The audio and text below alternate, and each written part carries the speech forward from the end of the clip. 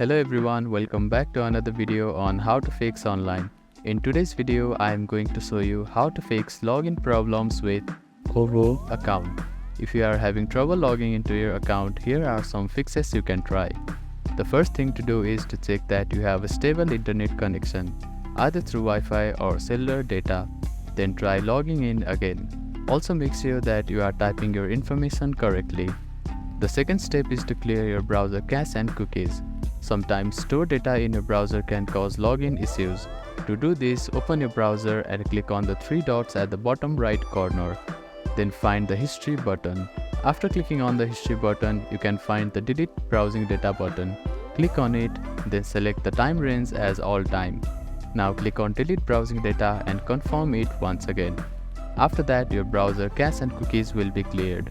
Then simply try logging in again. You can also try updating your browser. Open your App Store or Play Store and search for your browser. Check if there are any updates available for the application. You will see an update button. Tap on it to download the latest version of it.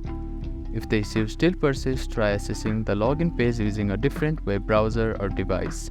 I hope these fixes helped you to get logged into your account.